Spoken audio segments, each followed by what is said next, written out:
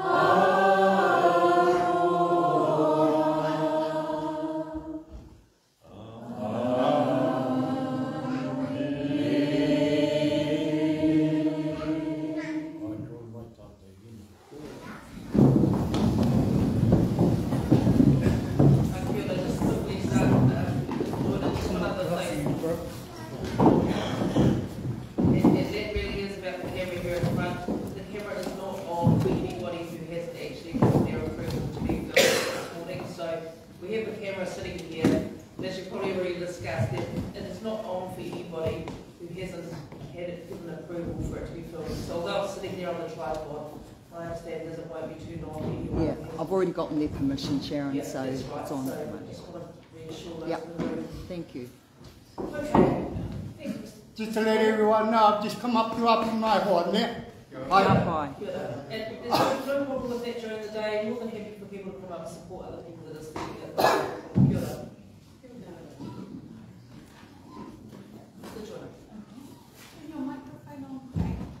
Is the microphone okay? So instructions on these little beasts, they have to be reasonably close to you and quite directional. You can move this. Just make sure it's reasonably close to you and you push the light. If the light's red, we can all hear you. Okay, so that's it. Is that all right? That's good. Thank you.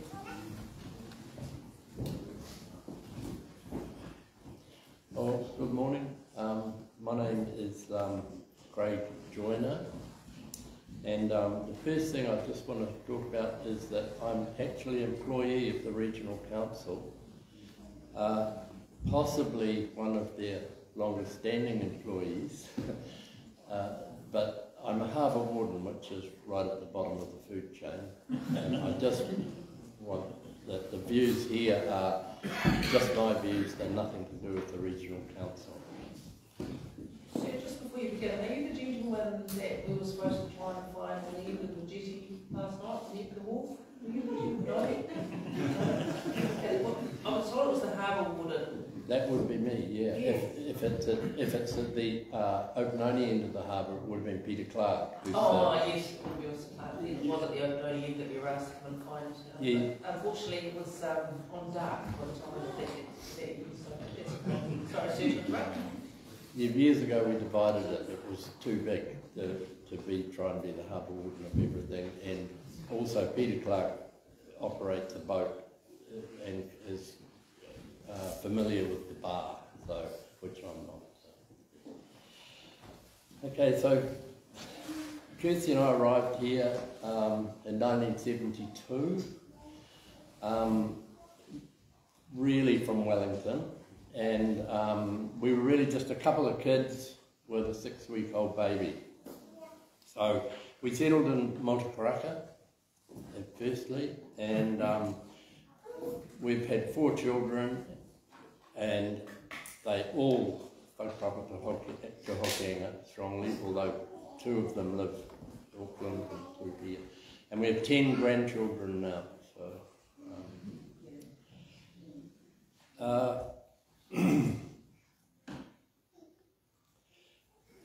I started out doing odd jobs, and that turned into being a builder. I started a yacht charter company because I was sick of building. That maybe led to driving the ferries. Driving the ferries led to becoming a maritime tutor at Northern Polytech. But this overlapped a bit, and for the yacht charter we bought the boat shed building, and although the yacht charter after 6 years was maybe a good thing but not economically good, over that 6 years we developed and then opened Boat Shed Cafe. So we did Boat Shed Cafe for 20 years, the yacht charter for 6 years. So over this period, my mockers were growing up, so because I was making coffee for 20 years, I ended up being called Coffee Pops by grandchildren. My ancestry is from Scotland. My grandfather came from a family from a little fishing village in Scotland. They were fishermen. They were fishermen right back to 16, something I could see when we visited there. Most of the things I've done have related to water, to the Hokianga Harbour, and now I spend my spare time, with the Hokianga Sailing Trust, teaching kids to sail and operating the sort of safety boat facilities and that for adult sailing as well. So we have a property, we live in Rawene, but we have a family batch property in Rawene, and so we spend a lot of time at Rawene as well as Rawene. And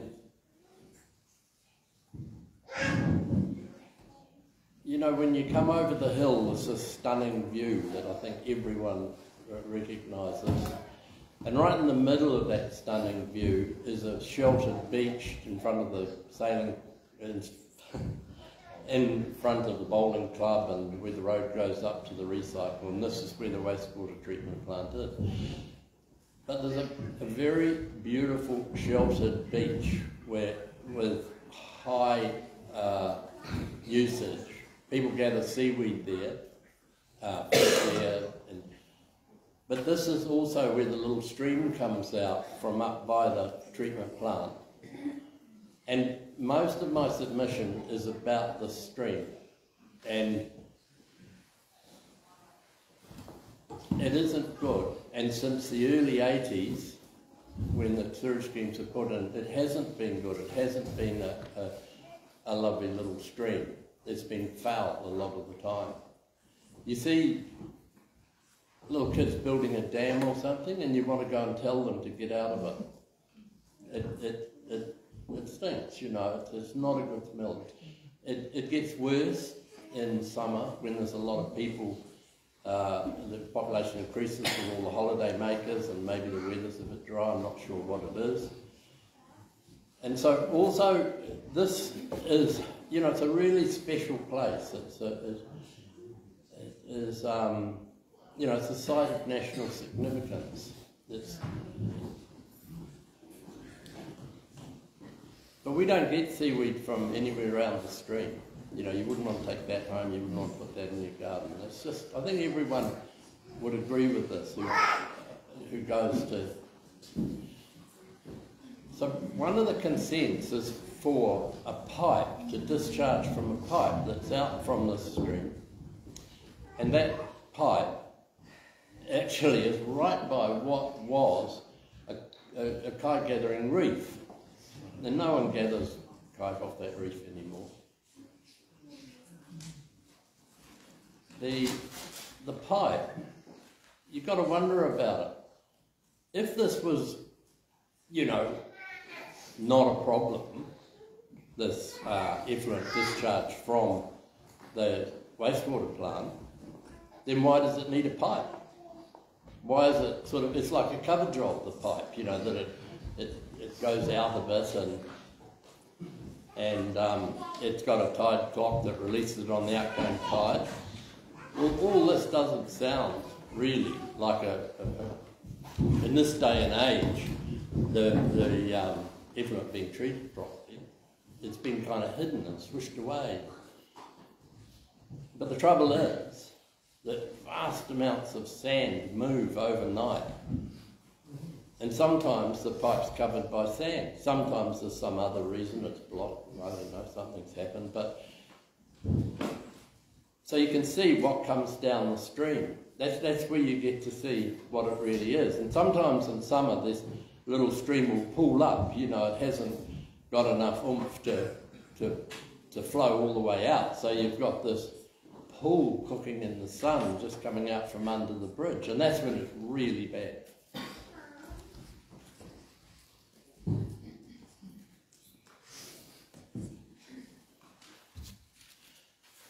Excuse me. I'd sort of imagined that when it said site visit yesterday, I honestly thought that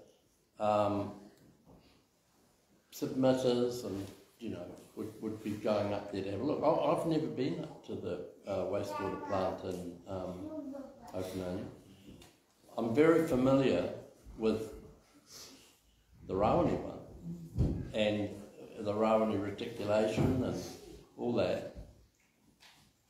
I'm being active as a late starter in Te Mauri o Te Wai, so, and I have been to site visits to the Rawene one, but I really don't want to talk about the Rawene one because that's not what this consent is about.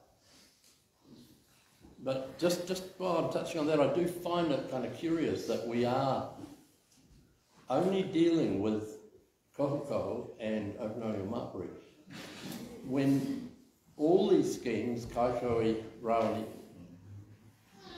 are emptying into the Hokianga Harbour. To me, it should I think it would be far more meaningful if we were dealing with all four of them and trying to do something about this. I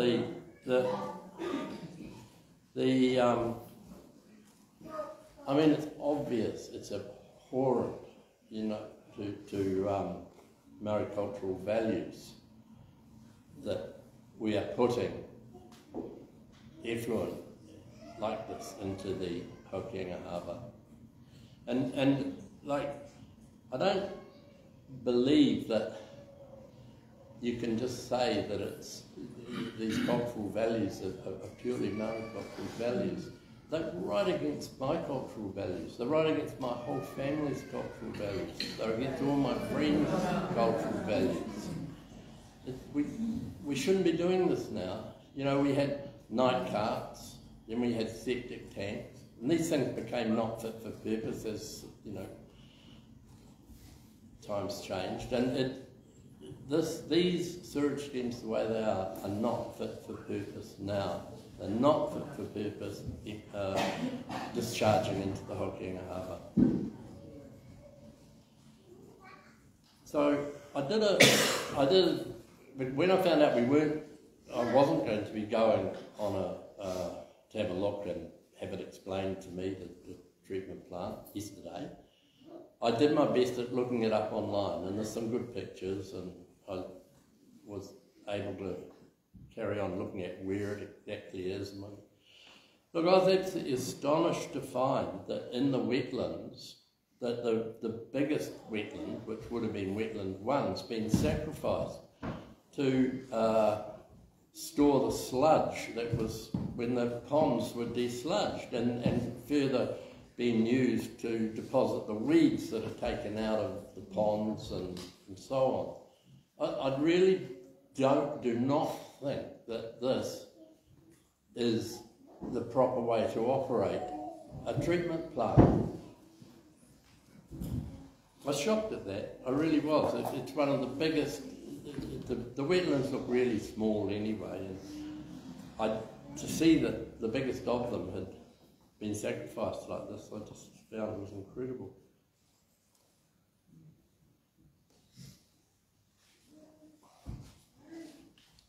On a positive, on the Jacobs report, I did see that they had mentioned electrocoagulation. And I am familiar with electrocoagulation. I've seen the pilot plants operating. I've read up about it. I really think electrocoagulation needs to be seriously looked at. I don't want to, it's not part of this consent, so I'm not going to go into great depths about it. But it looks like a really simple process that ticks a lot of boxes.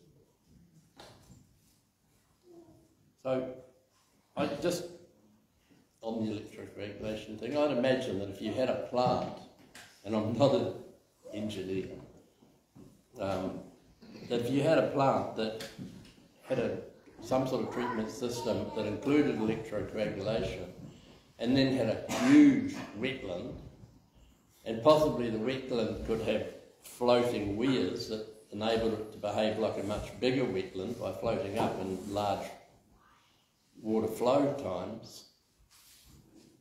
That's the actual weir, its top floats up. The water is crossing that. So a lot of water could build up, it would act as a capacitor and behave like a much bigger wetland. And I think we all realise that 90% or something of the world's wetlands have been made into pasture because they're very rich. So we lose that. That's why we have huge floods and things, is because we don't have wetlands anymore. And I think the thing about the wetland too is that it has to be harvested. It's no good just planting some stuff in a wetland, and once the plants grow to maturity, they stop absorbing as well. And so a wetland has to be harvested. It has to be growing flax, raupo, something that's, you know, there's an industry around it that's being used. Maybe even make a bit of money, I don't know. So these sort of things aren't included in a lot of the future planning by FNDC, and certainly there's really not much included in this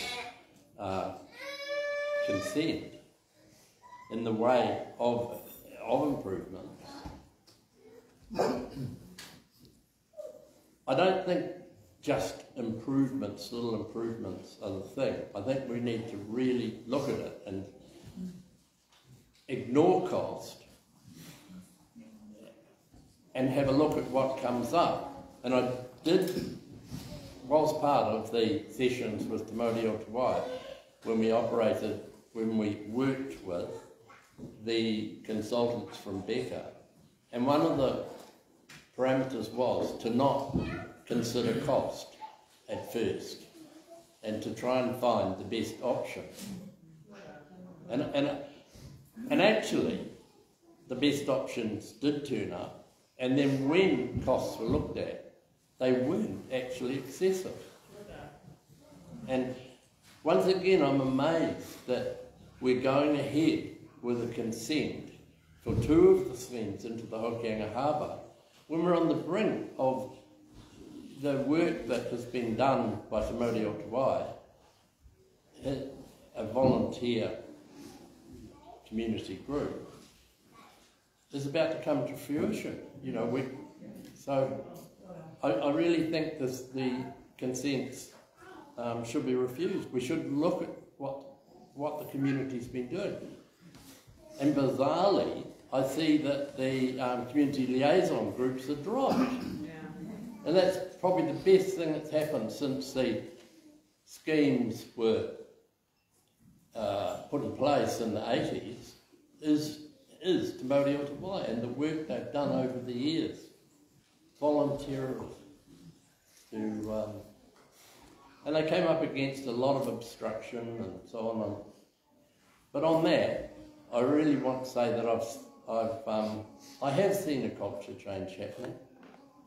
I mean, this hearing is a lot easier than other hearings that I've been to, and especially the ones in the 80s. And to FNDC, I've found that it has been a lot easier to work with FNDC than staff than it has been in the past. So I feel good about this. I feel positive that there is a culture change happening.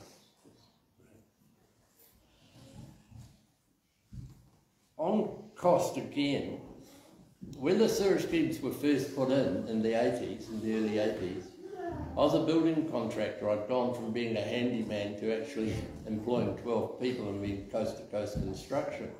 And we won the tender to do the Openality Hall renovations. I see that happening again now. And there was a sort of little council chamber thing built at the front. But we were paid $73,000 then, way back then, to do that job as a business. And that money came out of the sewage fund from Rawene, and it was Hokianga County Council, from Rawene and Openality sewage schemes. And the thing is that the people, the ratepayers, had actually paid cash for these sewage schemes, $2,000 each connection, which was a lot of money then. I mean, it was the cost of a septic tank installation. And a septic tank installation now, and this I know because my daughter's recently done one, is over somewhere between 30 and 40,000. So you sort of get the impact. So people paid this $2,000, and here it was being spent on Openality Hall renovations, not being, and it came from the ratepayers as a cash capital contribution, and from, I suppose, the Department of Health in Wellington. No normal rates in this. And I do know that money's from the Kohu scheme, and if you were interested, I think I could point you towards where you could find out more about it. But some of the residents of Kohu who had accounting ability, a group of them were able to go through all the spreadsheets and show that hundreds of thousands of dollars of sewage rates from Kohu were actually spent in Opara. So, you know, when we talk about cost, we need to look clearly at this. We need to revisit this in this new the culture that's emerging at FNDC. We need to apply that to costs and look at them more openly. We never used to be able to find out about costs. It is a more recent thing that we have been able to even see these spreadsheets. Now, I just want to quote Dr. McDonald. So I'm quoting from her report, Cultural Values 13.2. Okay, so I'm quoting Dr. McDonald. While discharge to land... Sorry, can you just let me get there? Oh, sorry.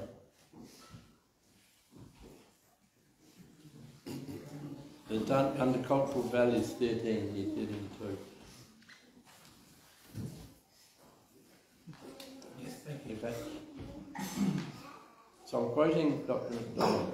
While discharge to land from both wastewater treatment plants is not feasible at this time, should criteria change or other information become available, then this conclusion can be revisited. Okay, well, there is other information now.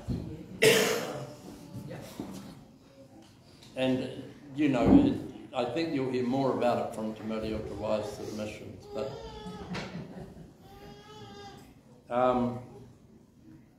and also, if you look at this statement and then have a look at what's happened since the 80s, there haven't been big improvements.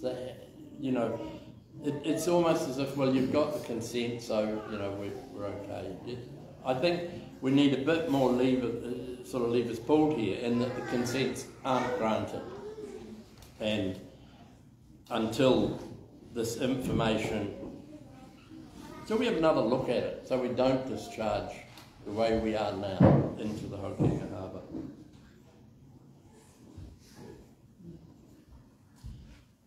Another one that it's a bit of a late thought into this, but we have heard that, and I don't understand all the intricacies of it, and I'm sure that someone else may well address this, but in the sort of wording of the resource management and that, we've come up against a thing where the proposed consents do not address Māori cultural values, but that it's not feasible to, and therefore we're using Western science. Now, I don't have higher mathematics because I became interested in, well, I was always interested in science, but so I'm not a scientist. I cannot, the language of science, especially physics, is maths, and I don't have that higher maths, so I'm probably a little bit more like a philosopher, really, than a scientist, but there's just a few things. We all breathe the same air. There's not that many molecules and things of air. We all breathe the same stuff over and over. We're all made of the same atoms. We've all got atoms of Shakespeare and all that and Einstein, that in us. The same atoms go round and round and round. If you look at physics at the Planck scale, you realise that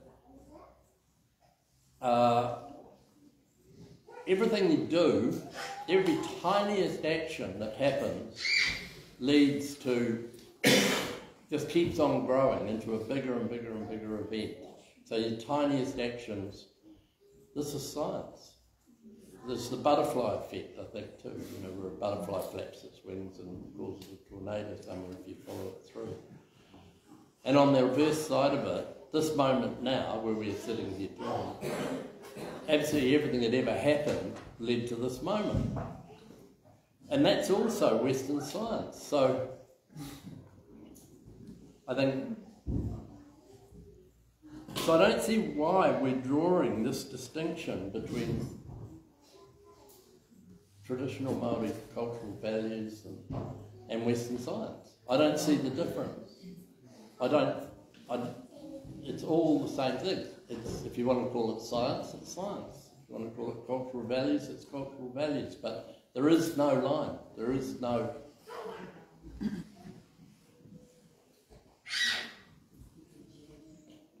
So I disagree with the fact that you can say we can use Western science and it's a different thing.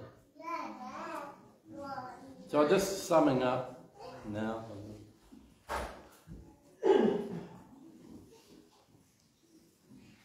I think that alternative land-based sites have not been properly investigated, and I do believe that community liaison groups do help.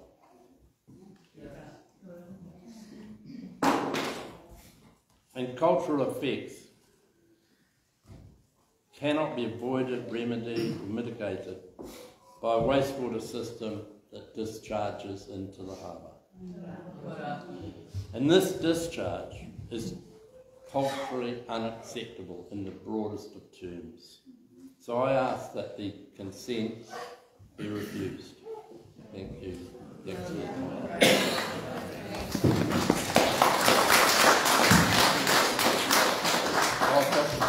I've got one more little bit of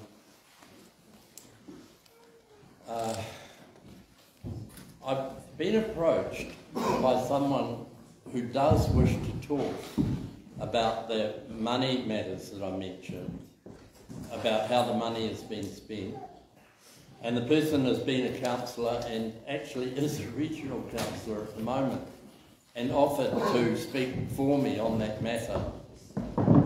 Cannot speak today, but will be able to speak tomorrow. And so I'm not sure if this is possible. I did hear that a person could speak, join another person, speak for another person. So I would request that Joe Carr is allowed to speak, to elaborate on what I've said about money. He really knows about this, and I think it would be advantageous to you. He has been a Far North District Councillor, and he is a Northern Regional Council member now, and wishes to speak on that matter. Speak or to present further evidence, right? To present evidence. Yeah, he wants to present, he wants to fill out what I've said about the monies and why we can't really say what we are saying about the costs. Mr. Jordan, I think that's a very interesting point. But I think we will accept what you say to us, that the money has not been spent where it should have been spent. Because nobody is saying anything's the alternative. So, and that's the way this process works really. If no one challenges what somebody else is saying, then we will accept what you're saying, sir, that in your experience, money that should have gone to sewerage systems and things has gone elsewhere. Yes. So we don't need to hear further evidence to accept your evidence on that. In saying so, really, that goes to the heart of where the community goes forward from this point. Is obviously a very critical issue that's going to come out of this process. But in terms of critical matters for us, that's something for us to consider. That has led us to the situation we're in today, and we accept what you're saying, sir. In terms of the site visit, it's a real balance for us. It's very normal to not take anybody on a site visit, and there's a lot of reasons for that. And the main reason is it's our opportunity really to fully understand how the system works. It's very difficult to do it when there's a lot of people around and people trying to talk to you and make comments, and so there's a reason we don't do that. But in saying that, in this day and age, things have moved on, and I see up and down the country, whether it's a landfill or wastewater treatment plant, these things should open to the public on a regular basis so that people can see where their waste goes and what happens to it. It's a really important thing, because when you flush the toilet and shower, it's pretty easy to ignore these issues when you go and see yourself. So it's something that I'd like to, hopefully the applicant will pick up, and maybe moving forward from this point in terms of working groups and whatever, that could be something that's very much addressed. These places are open, so people can see exactly what goes on and the safety of these things that they pay for. I do agree. In terms of what you're asking, and what everybody is asking, I'm not going to ask the same question for everybody, but I'll put it out there now for you, Stuart. And it's really this issue of not granting consent. And if consent is not to be granted at all, the implications of that are that basically there can't be a discharge and sewage would backflow into people's properties. And it gets pretty messy pretty quickly.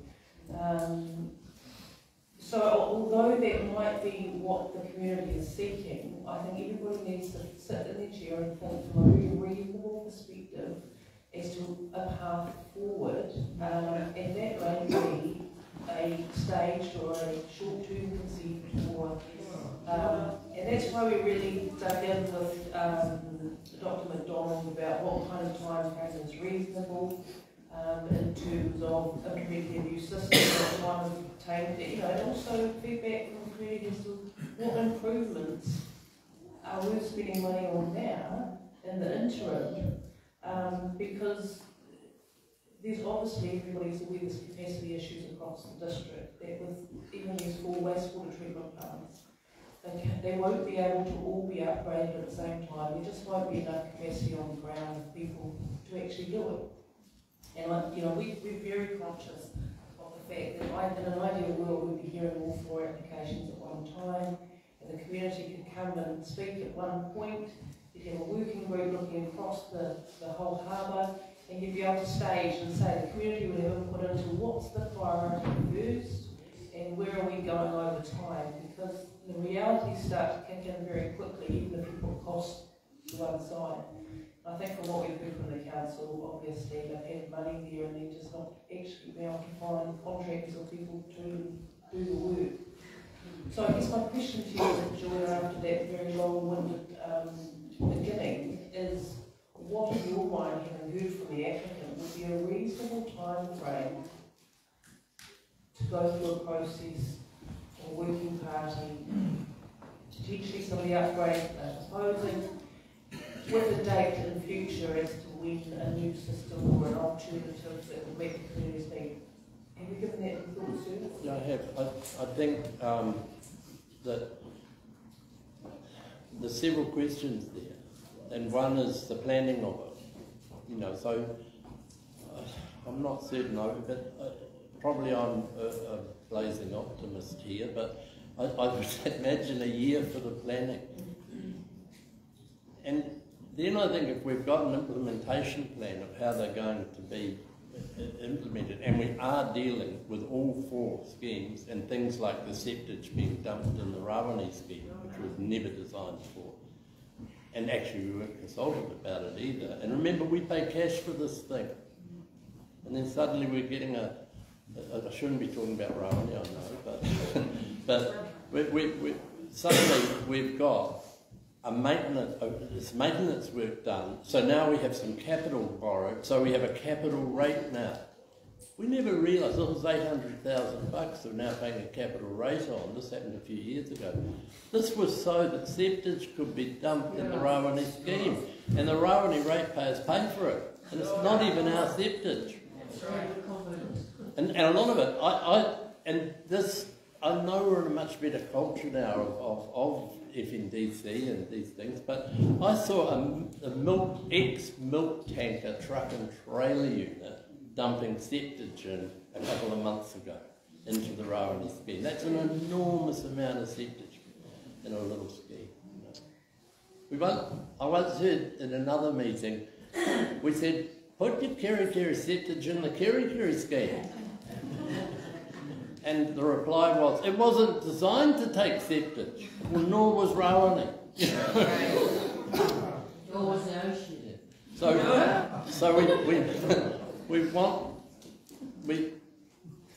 I don't know how long it takes to build it, but a few years, just, a low number. We want to push this thing along. We want it to happen. We do not want the kind of effluent that's going into the Hokianga Harbour happening. As soon as we can stop it, better. And I hear this thing about getting the workforce, getting the people to do it. In the days of Hokianga County, sort of before amalgamation, and then the great contracting that came after. Initially FNDC ran all its own plant and did all its own stuff, and then it's all suddenly this contracting's happening where we have these international contracting companies like Ventia and so on, and that to me is why we can't get people, because what used to happen was you had a guy who looked after something like the treatment plant or the water plant, and he had an offsider that was being trained, someone young from the town. And this is how it was right through the council, this is how it was. And people, the kind of people who were in the council were the people who hadn't gone away to town, who had decided they loved the place and just stay here, have babies, have a family, and enjoy it. And people worked for the council for a lot of years. And there wasn't this shifting thing of people looking at the Gazette to find out whether there was a better job and moving on. And we're not hiring young people from our towns. And that's what we should be doing. And in our business, when we ran Boat Shed for 20 years, I know about this. We hired a large number of local people, if you look at the whole 20 years, they were young people, some of them were as young as 15 when they started, and they went on to greater things. There's not one of them that didn't. And I mean international jobs in that kind of business. And they got the confidence and did amazing things. So that's hiring local people, and that's what the council should be doing. You're right, sir. It crossed our mind that Frank, the young man who's doing the sterling job of the tools that he's got running the wastewater treatment plants, will probably be running the council in about 10 years. Anyway, thank you. Yeah, well, thank you very much, Mr. Joyner. And, you know, as you appreciate, you're sitting on the side of the table inside a box, and that box is these two sewage treatment plants, the Rawene one. We appreciate and we'd like to be in a bigger box, but we are where we are.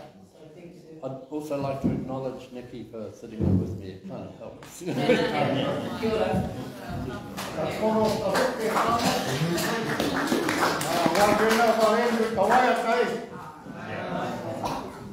I'm not a poor If you ever go across the sea to Motukaraka, maybe at the dawn of your day, you can sit and watch the sunrise of an Rawene, smell the fragrance of that puhaka across the bay. Well, at Florida, they came to teach us their way. They condemned us just for being what we are. So they might as well just go out speaking poo-poo, or try to find a kuchaino pee-pee shell.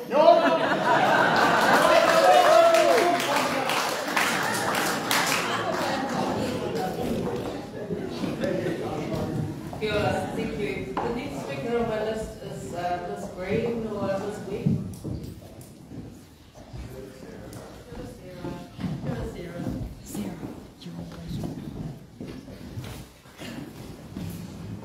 Kei runga, te o mauri ora.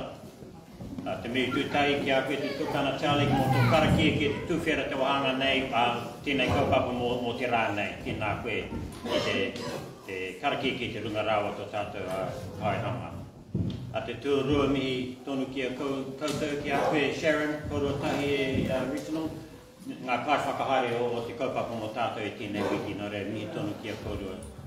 Me tātou katoa ko tātou mai nei. Ka tū au mō te taho tō taku i ramutu, ko tōna reo, ko te reo tō taku nei whānau whānui, ko hui mai nei i rote te whare i tēnei wahanga, ki te tautoko te korero tō tātou i ramutu. E noho ana koku nei whānau i te rohi nei o te tongo Hokianga, i raro, i te maru o te mana o ngā hapu o tēnei takiwā. Ka huri au ki tērā atu te reo. Just here to support Sarah in her what she's presenting today. Our whānau are here, and I was just saying that there's quite a lot of us, and we live here in South Hokianga in various kainga around the place, and that we acknowledge that the mana of the tangata whenua, of the hapu, where we are in Te Hikitu, to one side Ngati Korokoro, the other side Ngati Hau, Ngati Kaharau, through to Te Mahurihuri. For us, they are the primary authority for ngā mea katoa e pānaki te whenua, ngā awa me te moana ne. For us, that is the primary authority that we look to, and we're here with them to sort out what we're sorting out today. Most of our kids are homeschooled, and this is their time when they'd be doing waiata practice with Taku Tino Hoa Charlie. So they're here today to sing a waiata tautoko for her i te mutunga o tōna kōrero. Ngare tū poto tēnei ki te mihi ki e tātou i tēnei wā mo te kaupapa. Tēnā koe Craig, still here? Craig, tino ata āhua me te mana mo te kōrero. Beautiful. You spoke for all of us, I think, when you talked of the culture, not just the iwi Māori, the culture no Hokianga i tēnei wā. Yeah, beautiful your kōrero, so I want to taupoko that. And just briefly say why we're here and who Sarah's representing of our whānau. Kia ora mai tāna. Koe tūpoto noi o tēnei, ki tā o te hipitu, tūwake ki te tautoko, te kōtino nei. me ana tono, kia koutai, mi kawa ki aia, me ona hakaaro mi, kia hara mai I tēnei ata, ki te tuku atu ona hakaaro mi, ona whakaputuputu kōrero hoki. Kia koutai me te mihi hoki kia koe e koe, kia tāhu hoki o tō wāhi kōrero hakamārama mai, ia tātou katoa ngā āhuaranga e pākauranga ki tō tātou mua. Eno kāti māku mō tēnei wā, e te kaungi hira, koutou mā e rauranga tira mā, kuri no te whare, wa tae mai nei ki te teito o tēnei o ngā kaupapa, mō reira tēnā koutou, tēnā tātou katoa.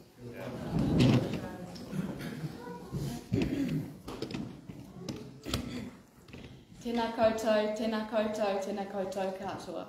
Ko Sarah Webb toku ingoa. I have been nominated by my friend and neighbour, Pania Green, to present on her behalf. Pania has read through this oral submission. She agrees with and endorses everything herein presented. Pania's original submission consisted of one encapsulating line: no more wastewater in our harbour. This can be expanded under two themes. No more wastewater in our harbour because other workable options have not been meaningfully considered. No more wastewater in our harbour because it is culturally abhorrent. Before I speak into those themes, let me briefly introduce myself. I live in South Hokianga with my husband and our two little girls. They whakapapa Māori to Waima. I am tangata tiriti. We, that is,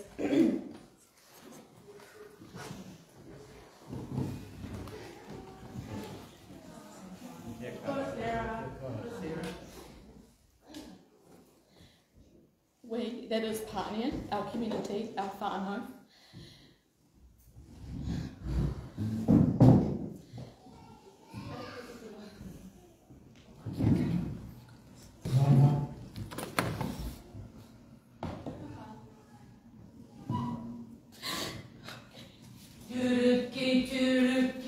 Paneke, paneke, turuki, turuki, paneke, paneke.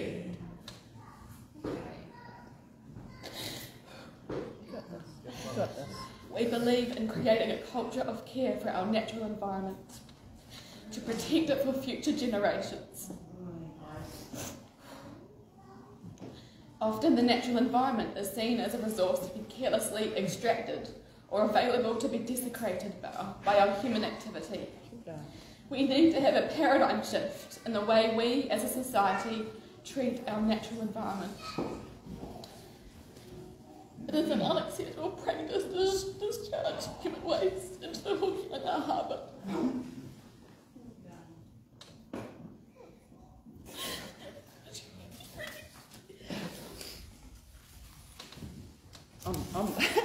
I'm liable to have a tangi as well. The harbour is a place rich in historical, cultural and spiritual significance. Its beauty and significance should be enhanced, not degraded by careless practices. No more wastewater in our harbour because other workable options have not been meaningfully considered. The Upununi o Māpiri wastewater treatment plant has been non-compliant with its own standards. This situation is not functioning adequately. In extreme weather events such as has been experienced in recent weeks and all year, the whole situation becomes dire. It is utterly inoperable. The Jacobs Issues and Options report commissioned by the FNDC contained final recommendations which were underwhelming. The option of electrocoagulation was swept aside as though it was not a workable option. Here we shall expand on the value and benefits of electrocoagulation. Wastewater scientists from NIWA, Jason Park and Rupert Craggs, have prepared a report looking at the cost effectiveness of electrocoagulation, EC for short. They write that EC can remove suspended solids, can dissolve organic matter and nutrients, fecal indicator bacteria, heavy metals, oils and organic contaminants. The process of EC involved the release of iron and aluminium ions into wastewater. These break down to polymeric hydroxides, which are coagulants. This is effective for pollutants present in wastewater. Coagulation creates flocculated particles, or flocks, which are suspended in water. The flocks settle or float, which makes them easily removable. Not only do the polymeric hydroxides coagulate contaminants, they also disinfect. They split pollutant molecules, making them ineffective. Park and Cragg suggest that EC is cost-effective and efficient, as not only does it create flocks for removal, it also disinfects the wastewater and provides a readily dewaterable sludge.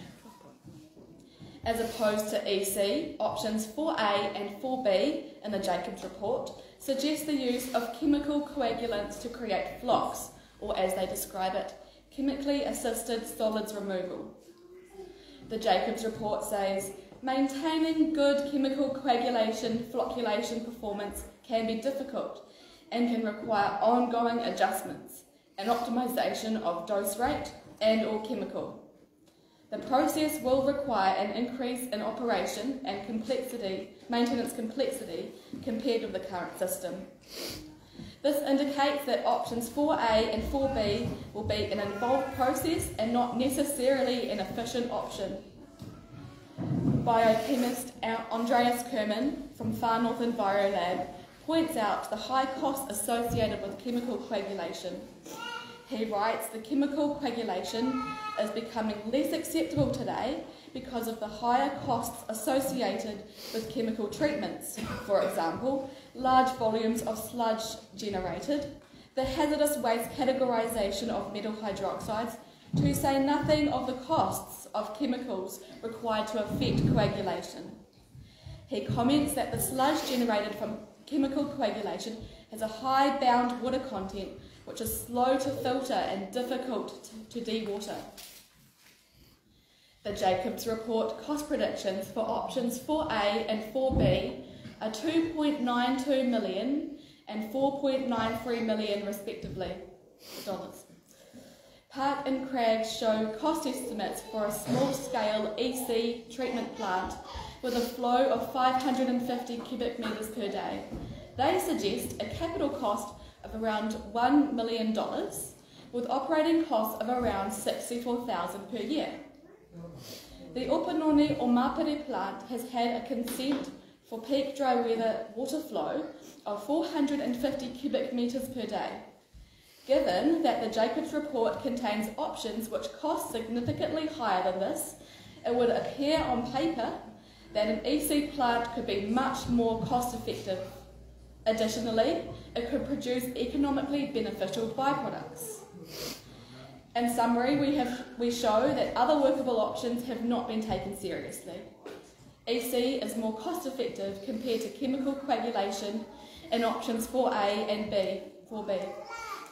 EC is superior because it provides disinfection and makes it easier to work with sludge that can be further processed through a worm farm, for example, and used as a valuable fertiliser. This is an option not to be overlooked. No more wastewater in our harbour because it is culturally abhorrent. Our Mayor of the Far North, Mokote Pania, has said that the discharge of human waste in the Hokianga harbour, which he regards as our kitchen, our food bowl, is culturally abhorrent. We will now explain how this is culturally abhorrent in regards to the RMA 1991 and the Treaty of Waitangi. Firstly, the Waitangi Tribunal's official report on the claim known as Te Paparahi o Te Raki, Wai 1040, found that Ngāpuhi Rangatira never ceded their sovereignty. In reference to this, the published report, Ngāpuhi Speaks, states that it was culturally, legally, politically impossible for Rangatira to alienate the mana of their hapu. The Ngāpuhi hapu have inherited this mana from their tupuna, the atua, and their long-held relationships into the whenua.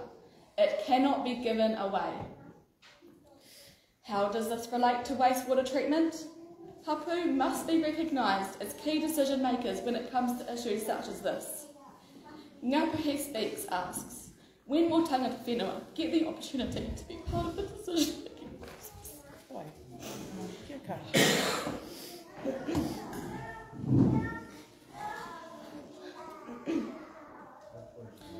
The NRC must uphold the Resource Management Act when making decisions on land, air and water use. Sections in the RMA that relate to this particular issue include providing for Māori cultural relationship and tradition with water, kaitiaki and the treaty. Section 6E of the RMA says, any persons exercising functions and power under the RMA are required to recognise and provide for the relationship of Māori, their culture and traditions with the ancestral lands, water, sites, wahi tapu and other taonga. Tikanga advises that human waste should not enter waterways, as that is desecration of the environment and the mauri of the waterway. Moreover, the NRC must provide for or offer workable options that respects this law of tikanga. Put simply, laws of tikanga must be provided for. In relation to the situation, when investigating alternative options, they must meet cultural requirements and the cultural impact should be meaningfully addressed. Section 7A of the RMA directs that all decision makers shall have particular regard to kaitiakitanga. Te Aka Dictionary defines kaitiaki as trustee, minder, guard, guardian, custodian, keeper.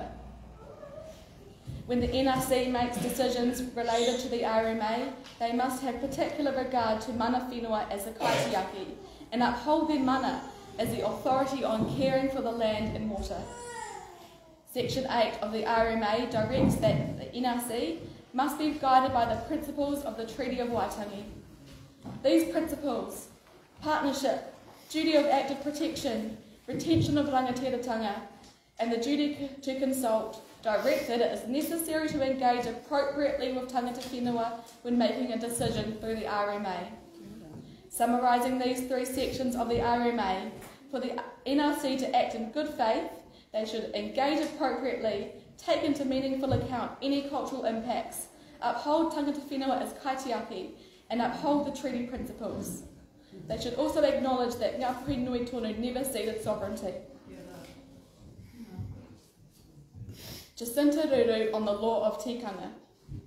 Law Professor Jacinta Ruru writes about how tikanga Māori relates to the RMA.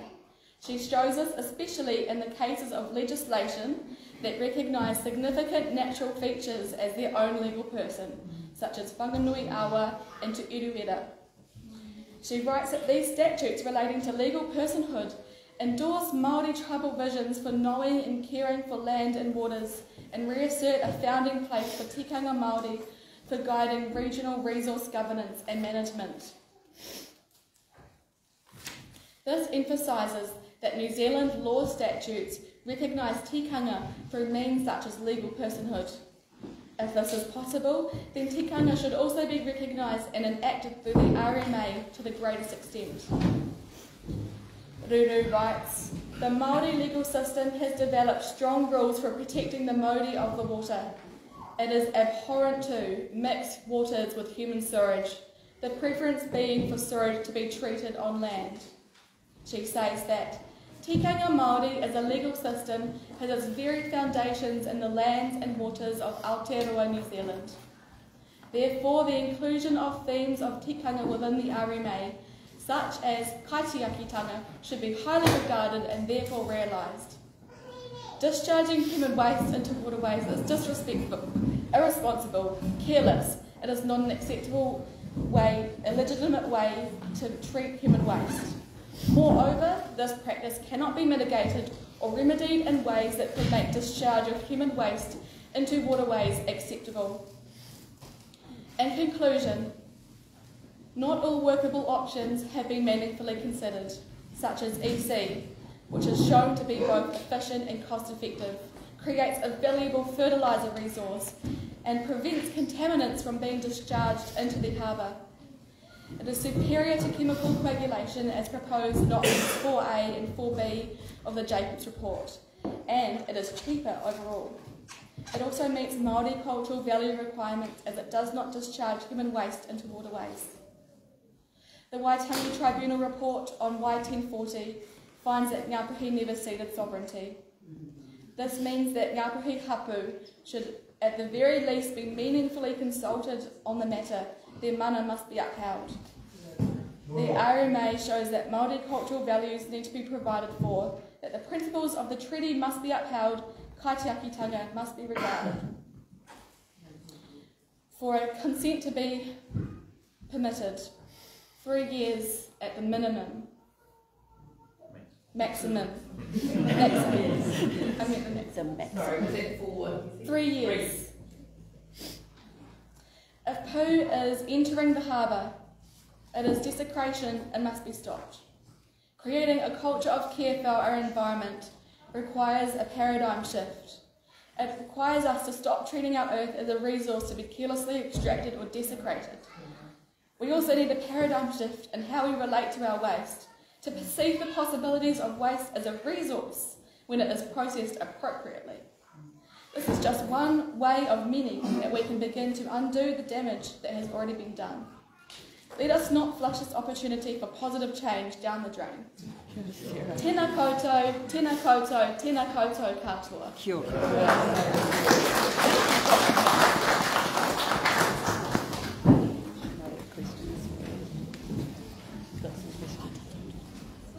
Kia ora.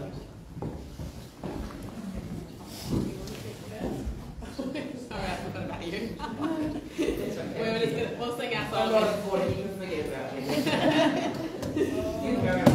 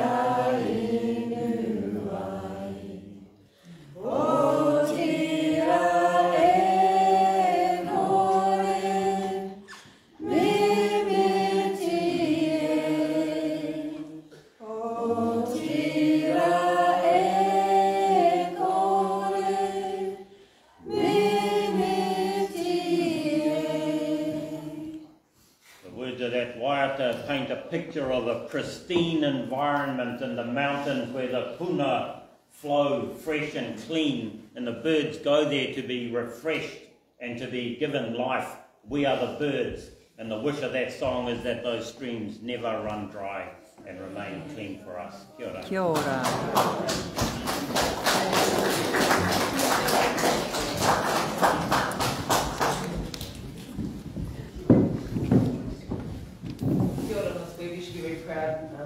Representing your father. I think you've done a very good job in this program, so thank you very much. It's not really a question for you, I just raised it really. I'm sure the applicant will respond in terms of the electroevaluation process, whether there is still a water card that comes out at the end of that process. Because as the applicant said on day one, nearly every method of sewage disposal does end up in, some water, reaching water eventually, as all water does, but it's all you know, as to what's then, and then it goes through the whenua first, so I'm sure the applicant will respond on that matter to you. So, I believe that is an option of discharging onto land, but I'm sure other submissions will expand on that further. yeah, so cool, thank you. Thank you very much.